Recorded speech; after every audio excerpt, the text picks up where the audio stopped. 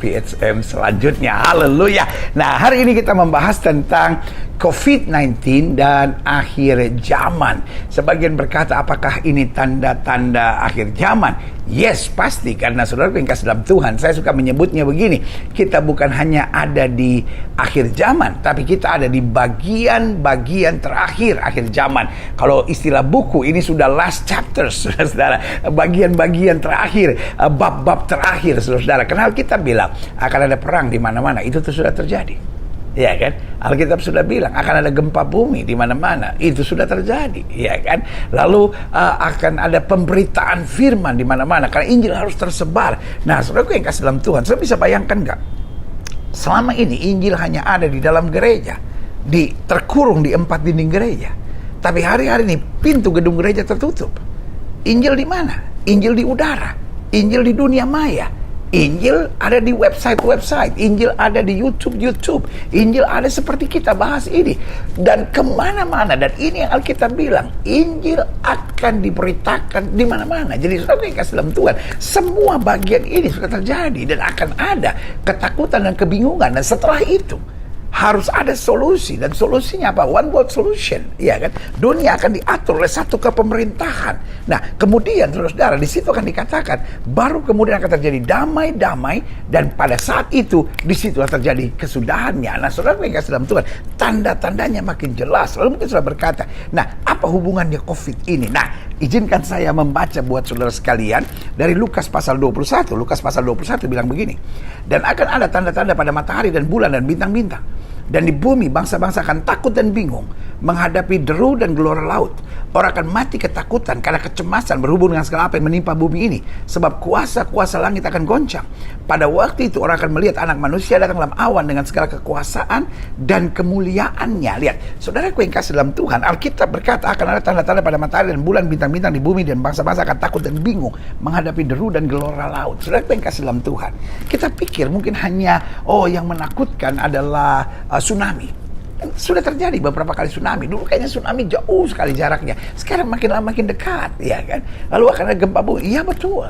Tetapi Alkitab bilang bangsa-bangsa akan takut dan bingung.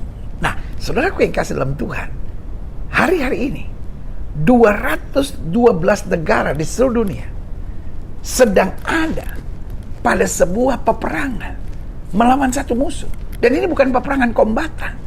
Ini peperangan pada musuh yang tidak kita lihat dan menyerang segala sesuatunya. Kalau perang dunia, itu masih ada aturannya. Tidak boleh menyerang rumah sakit, tidak boleh menyerang sekolah, tidak boleh menyerang ibu-ibu hamil, tidak boleh menyerang wanita, anak-anak, dan ada masih banyak peraturannya. Dan saudaraku yang kasih dalam Tuhan, peperangan ini betul-betul peperangan yang menyeluruh. Musuhnya nggak terlihat, ya kan? Yaitu COVID-19 ini. Dan saudaraku yang kasih dalam Tuhan, akibatnya ada dua.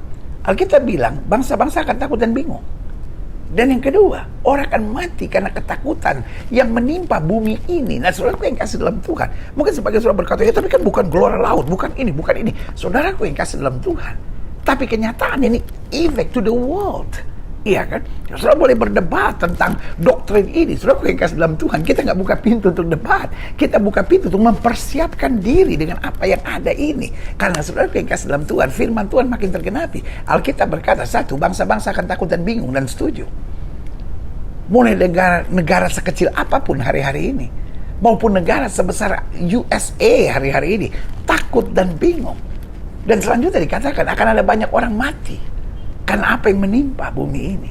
Dan Alkitab bilang pada saat itu orang akan melihat anak manusia. Artinya apa? Di saat seperti ini, kemana lagi kita mau berlari? Dokter adalah pahlawan hebat hari-hari ini, tapi jangan salah, banyak dokter mati.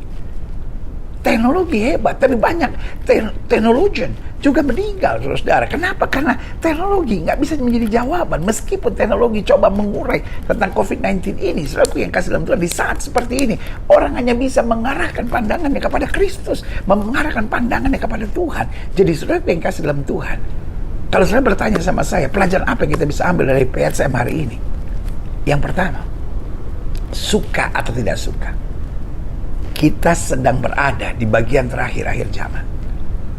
Yang kedua, sudah dinubuatkan banyak orang ketakut dan bingung dan mati ketakutan dan kecemasan berhubung apa yang terjadi. Nah, kita harus sebaliknya. Alkitab bilang umat yang mengenal Allahnya akan tetap kuat dan bertindak. Artinya saudara jangan terpancing. Iblis mau saudara takut, iblis mau saudara khawatir, iblis mau saudara cemas, sehingga kehilangan kebahagiaan keluarga saudara, kehilangan sukacita dalam hidup saudara. Tapi hari ini bilang dalam nama Yesus, roh di dalam saya lebih besar dari roh yang dalam dunia ini. I know my God is in control. Saya tahu Tuhan saya ngatur segala sesuatu, dan saya dijaga, saya dilindungi, dan yang terbaik Tuhan sediakan buat saya. Lalu yang ketiga, berarti ini saatnya kita hidup mempersiapkan kedatangan Yesus kembali. Karena saudara yang kasih dalam Tuhan, kadang-kala kita lengah, kita hanya sibuk cari berkat, kita hanya sibuk cari mujizat dalam hidup kita. Tidak salah, berkat adalah mujizat, adalah bagian dari perjanjian Tuhan. Tapi yang paling penting kata Alkitab, cari dahulu kerajaan Allah serta kebenarannya, maka semuanya akan ditambahkan kepadamu. Tinggalkan dosa, hidup dalam kekudusan. Lalu yang keempat, mulai bangun keluarga kita penting. Karena saudaraku yang kasih dalam Tuhan, biarlah keselamatan berlaku seperti pada zaman Nuh. Alkitab berkata, Nuh, istrinya, anaknya, menantunya diselamatkan Tuhan. Jadi saudara yang kasih dalam Tuhan, ini waktunya kita kembali membangun keluarga kita. Adik-adik muda, jangan hidup dalam perzinahan. Adik-adik muda, jangan pacaran sama orang yang tidak seiman. Adik-adik muda, pastikan persiapkan hidup kalian benar di hadapan Tuhan. Dan kepada ayah-ayah, kepada setiap suami, jadi suami yang baik. Sayangi istri saudara, istri-istri tunduk pada suami, hormati suami. Mulai jangan ada bentakan dan makian di keluarga. Kita bangun keluarga kita seperti bahtera Nuh, penuh dengan kekuatan, penuh dengan damai sejahtera, penuh dengan kasih Tuhan, penuh dengan penghiburan, dan bebas dari segala ketakutan dan kekhawatiran. Selalu ada canda ceria, selalu ada semangat, selalu ada kata-kata positif. Istri berhenti menuntut suami, suami berhenti menekan istri. Kamu begini, harus begini, kamu salah, kamu salah. Tidak boleh lagi ada kata salah. Yang ada adalah memberi kekuatan. Sayang kamu istri yang hebat, sayang kamu suami yang hebat. Saling membangun, saling menguatkan. Masing-masing ada kelemahannya, masing-masing ada kekurangannya. Tapi waktu kita membangun keluarga kita seperti bahtera Nuh, maka saya percaya ada masanya ketika gelombang bagaimanapun kita ada di atasnya. Dan saudaraku yang kasih dalam Tuhan, ada masanya burung terbang dan membawa kembali setangkai zaitun, mengajarkan kepada kita ada kasih Tuhan, ada damai Tuhan, ada kemuliaan Tuhan. Betul, akhir zaman adalah berita yang sedang disampaikan. Tapi akhir zaman buat kita yang mengenal kebenaran bukan satu hal yang menakutkan, bukan satu hal yang membuat kekhawatiran tersendiri. Sudah akhir zaman. Tapi kita tahu akhir zaman berarti tubuh Kristus sedang dipersiapkan. Akhir zaman berarti tubuh Kristus akan mengalami perjumpaan dengan Kristus. Dan akhir zaman itu berarti kita akan melihat perjumpaan dengan Kristus dan mahkota kemuliaan Tuhan sediakan buat kita. Suka atau tidak suka, kita ada di bagian terakhir akhir zaman. Jangan ikut rencana-rencana dan strategi-strategi setan, yaitu hidup dalam ketakutan, kecemasan, kekhawatiran, menghalalkan segala cara, penuh bentakan dan makian.